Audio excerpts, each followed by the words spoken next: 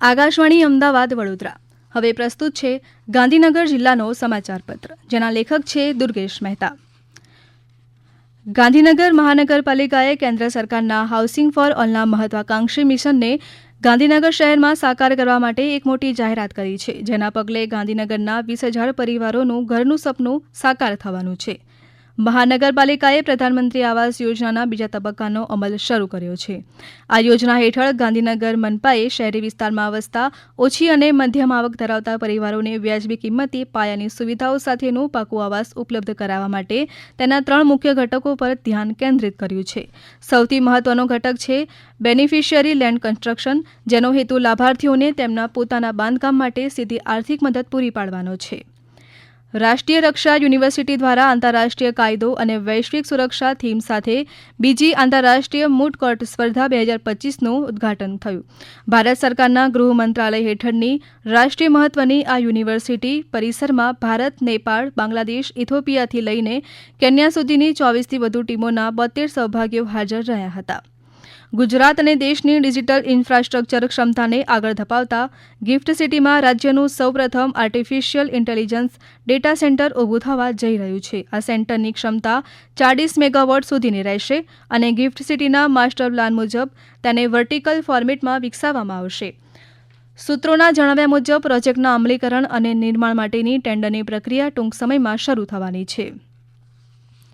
ગાંધીનગર વિસ્તારના બોરીજમાં આવેલી નવાપરા બોરીજ પ્રાથમિક શાળાને પ્લાસ્ટિક ફ્રી સ્કૂલ તરીકેનો એવોર્ડ મળ્યો છે. અહીંના શિક્ષકના માર્ગદર્શન હેઠળ સ્કૂલના બાળકોએ સિંગલ યુઝ પ્લાસ્ટિકની નકારાત્મક અસરો સમજીને પ્લાસ્ટિકનો ઉપયોગ ટાળવા ઉપરાંત નકામું પ્લાસ્ટિક એકત્ર કરવાનું અભિયાન ચલાવતા આ સમગ્ર સ્કૂલ પ્લાસ્ટિક ફ્રી બની છે. ગાંધીનગર મહાનગરપાલિકા દ્વારા નાણાકીય વર્ષ 2026-27 માટેનું બજેટ તૈયાર કરવાની પ્રક્રિયા શરૂ કરી દેવામાં આવી છે. શહેરના વિકાસમાં નાગરિકોની સીધી ભાગીદારી નિશ્ચિત કરવાના હેતુથી મહાનગરપાલિકાએ આ બજેટમાં સમાવેશ કરવા માટે ગાંધીનગરના શહેરીજનો પાસેથી સૂચનો અને મંતવ્યો મંગાવ્યા છે. પાણી, રોડ, રસ્તા સુધારા અંગે સૂચનો માંગવામાં આવ્યા.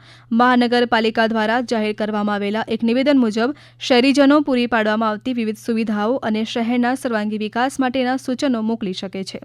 નાગરિકો ખાસ કરીને પાણી પુરવઠો, ગટર વ્યવસ્થા, રોડ, રસ્તા અને ફૂટપાથની ગુણવત્તા અને સ્ટ્રીટ લાઇટિંગની સુવિધામાં સુધારો કરવા અંગેના સૂચનો મોકલી શકશે.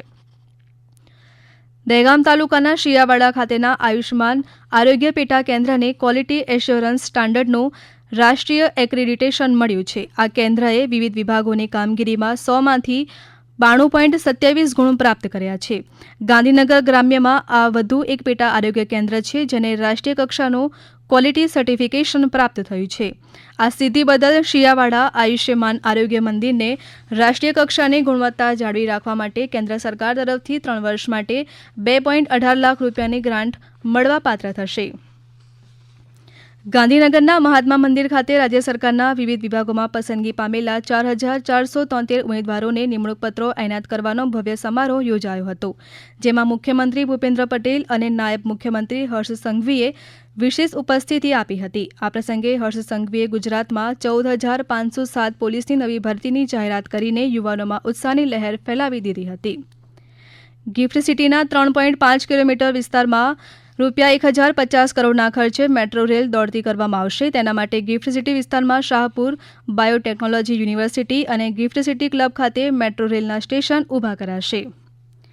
હમણાં જ આપ સાંભળી રહ્યા હતા ગાંધીનગર જિલ્લાનો સમાચાર પત્ર, જેના લેખક હતા દુર્ગેશ મહેતા. આ પ્રસારણ આકાશવાણીના અમદાવાદ વડોદરા કેન્દ્ર પરથી કરવામાં આવ્યું.